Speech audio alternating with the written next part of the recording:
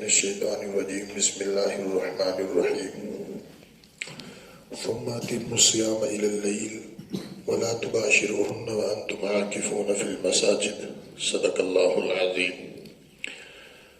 ثم اتموا الصیام الی اللیل، روزہ کو پورا کرو رات تک، اور نہ مباشرت کرو اس حال میں کہ تم اعتکاف کے اندر بیٹھے ہو مساجد میں۔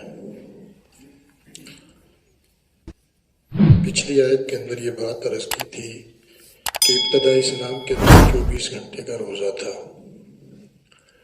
لیکن رب تعالیٰ نے 24 گھنٹے کی بجائے پھر اجازت دی کہ رات کو کھا پی سکتے ہو اور بیوی سے مباشرت بھی کر سکتے ہو۔ آیت کے اس ٹکڑے میں اللہ تعالیٰ نے فرمایا کہ دونوں چیزیں تو وہ برقرار رہیں گی معتکف اعتکاف کے اندر، یعنی اعتکاف کی حالت میں انسان کھا بھی سکتا ہے اور پی بھی سکتا ہے، لیکن معتکف اعتکاف کے اندر اپنی بیوی سے جماع نہیں کر سکتا، اس کا حکم اب بھی موجود ہے۔ اعتکاف کسے کہتے ہیں؟ اعتکاف سنت مؤکدہ علی الکفایہ ہے۔ پوری بستی اور محلے سے اگر ایک شخص بھی مسجد کے اندر اعتکاف کے اندر بیٹھ جائے گا تو پوری بستی اور محلہ گنہگار ہونے سے بچ جائے گا، اور اگر کوئی بھی نہ بیٹھا تو پھر پوری بستی جو ہے گنہگار ہوگی، محلہ گنہگار ہوگا۔ 20ویں روزے کی سورج کے غروب ہونے سے قبل معتکف اعتکاف کے اندر بیٹھ جائے۔ اعتکاف کی کوئی بھی جگہ تعین کر لی جائے مسجد کی حدود کے اندر۔ اکثر جگہ پر تو آپ نے دیکھا ہوگا کہ مساجد کے اندر جو ہے معتکف جب اعتکاف میں بیٹھتے ہیں تو مختلف نشان لگا دیتے ہیں کپڑے کا نشان لگ جائے تو فبیہا، نہیں تو کپڑے کا وہ نشان لگا کر بیٹھنا کوئی ضروری نہیں ہے، بس اس کو اس لیے لگا لیتے ہیں تاکہ آدمی اپنی خلوت کی وقت کے اندر عبادت کر سکے اور باہر سے آنے والے شخص کو پتہ چل جائے کہ یہ بندہ اعتکاف کے اندر بیٹھا ہے۔ باقی اگر یہ چیزیں نہ بھی لگی ہوں تو کوئی حرج نہیں ہے۔ مسجد کی حدود کے اندر جہاں چاہے آدمی اعتکاف کے اندر بیٹھ سکتا ہے، جتنی عبادت کرے، تلاوت کرے، نماز پڑھے، تہجد پڑھے، کسی کو جمعہ پڑھائے، فضائل اعمال کی تعلیم کرے، سب کچھ کر سکتا ہے۔ بعض دفعہ دیہاتوں میں دیکھا گیا ہے کہ بڑا چہرہ لپیٹ لیتے ہیں، چہرے کو بھی نہیں دکھاتے۔ یاد رکھنا کہ یہ چہرہ لپیٹنا، منہ کو لپیٹنا یہ مکروہ ہے، ٹھیک نہیں ہے، کیونکہ ظاہر سی بات ہے کہ یہ کوئی چہرہ چھپانا کوئی ایسی تھوڑی کہ بھی محرم اور غیر محرم کا معاملہ ہے۔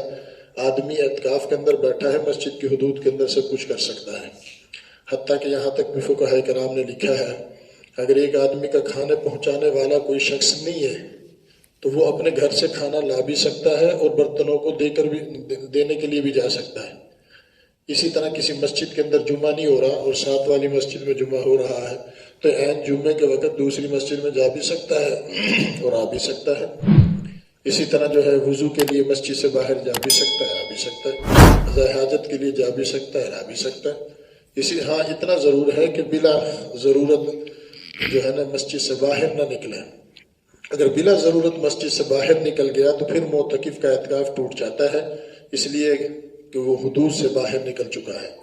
اگر کوئی عورت جو ہے اپنے گھر کے اندر بیٹھتی ہے تو وہ بھی کسی مکان کے کسی کونے کا متعین کر لے کہ اس جگہ پر میں بیٹھ رہی ہوں، وہاں سے بلا ضرورت باہر نہ نکلے، لیکن اس مکان کے اندر اس کونے کے اندر وہ تمام کام کر سکتی ہے جو ضرورت کے کام ہیں۔ لیکن اتنی چیزیں تب ہیں کہ جب آدمی اعتکاف کی نیت سے بیٹھ جائے۔ باقی اس کا مقصد کیا ہے اعتکاف کے اندر؟ عام آدمی سوچے کہ کیوں بیٹھتا ہوں؟ اس لیے بیٹھتے ہیں آدمی کہ اللہ کے نبی پہلے اشرے کے اندر اعتکاف کے اندر بیٹھے، لیکن کس چیز کو پانے کے لیے؟ لیلۃ القدر کی رات کو پانے کے لیے۔ 1000 مہینوں سے جو اعلیٰ اور اشرف رات ہے اس کو پانے کے لیے اللہ کا نبی پہلے اشرے کے اندر بیٹھے۔ جبریل امین تشریف لائے، فرمایا رسول اللہ پہلے اشرے کے اندر وہ رات نہیں ہے۔ پھر اللہ کا نبی دوسرے اشرے کے اندر بیٹھے، جبریل امین تشریف لائے، فرمایا رسول اللہ دوسرے اشرے کے اندر بھی وہ رات نہیں ہے۔ پھر اللہ کے نبی تیسرے اشرے کے اندر بیٹھے تو جبریل امین تشریف لائے کہ یا رسول اللہ تیسرے اشرے کے اندر طاق راتیں، یعنی 21ویں، 23ویں، 25ویں، 27ویں اور 29ویں رات کے اندر اللہ نے لیلۃ القدر کی رات رکھی ہے۔ تو اللہ کے نبی اس رات کو تلاش کرنے کے لیے اعتکاف کے اندر بیٹھے۔ اب اعتکاف کے اندر یہ فائدہ ہوگا کہ ایک آدمی کو لیلۃ القدر کی رات کا نہیں پتہ کہ کس رات ہے، اللہ تعالیٰ نے اس کی جو ہے نا تعین بھلا دی تھی، اور اس میں بڑی حکمتیں تھیں، وہ انشاءاللہ عرض کر دی جائیں گی۔ لیکن اس رات کے اندر جب معتکف ویسے بھی بیٹھ گیا، عبادت نہ بھی کی، تو اس کا بیٹھنا ہی عبادت ہے، اس کا سونا ہی عبادت ہے، اس کا جو ہے تہجد پڑھنا، نماز پڑھنا، رات کے چند حصے گزر جانا، گویا کہ یوں سمجھ لو لیلۃ القدر کی رات کو پالے گا۔ بلکہ ایک حدیث پاک کے اندر واضح طور پہ آیا ہے کہ معتکف جو ہے نا، سب سے بڑا فائدہ تو یہ ہوگا کہ انسان غیبت سے محفوظ ہو جاتا ہے، زبان جو ہے غیبت سے محفوظ ہو جاتی ہے، کان انسان کے جو ہے غیبت وغیرہ کے سننے سے محفوظ ہو جاتا ہے، جو عام برائیاں معاشرے میں کرتا ہے مسجد میں آ کر وہ تمام گناہوں سے اس طرح محفوظ رہتا ہے۔ حتیٰ کہ حدیث پاک کے اندر آتا ہے کہ معتکف جب اعتکاف کے اندر بیٹھتا ہے اور باہر کوئی آدمی کوئی ایسی نیکی کرتا ہے کہ اگر یہ شخص باہر ہوتا تو اس نیکی کے اندر شامل ہوتا، مثال کے طور پر محلے کے اندر کسی شخص کی فوتگی ہو گئی، اب جنازے میں یہ بندہ باہر ہوتا تو شرکت کرتا، لیکن حدیث پاک کے اندر آتا ہے جنازہ پڑھنے والے کے لیے اللہ 2 قرات کا ثواب عطا فرماتے ہیں، ایک جنازہ پڑھنے کا اور دوسرا تدفین کا۔ لیکن جیسے ہی انسان یہ نیت کرتا ہے کاش کہ میں باہر ہوتا اور جنازہ پڑھتا، میں بھی شریک ہوتا، ثواب ملتا، فرمایا اس کی اس نیت کی وجہ سے اللہ جنازے پڑھنے والوں کو جو ثواب عطا فرماتے ہیں، مسجد کے اندر نیت کرنے کی وجہ سے اس کو بھی ثواب عطا فرماتے ہیں۔ اگر باہر کوئی آدمی کوئی بیمار ہو جائے اور دل کرے کہ اس کی میں عیادت کروں، صبح کرے شام تک 70,000 فرشتے اس کے لیے دعا مغفرت کرتے ہیں، شام کو کرے تو صبح تک عیادت کرنے والے کے لیے 70,000 فرشتے دعا مغفرت کرتے ہیں، اور معتکف یہ سوچے کاش کہ میں بھی عیادت اور بیمار پرسی کرتا، تو اللہ تعالیٰ اس کی اس نیت کی وجہ سے مسجد کے اندر بیٹھے بیٹھے ثواب عطا فرما دیتے ہیں۔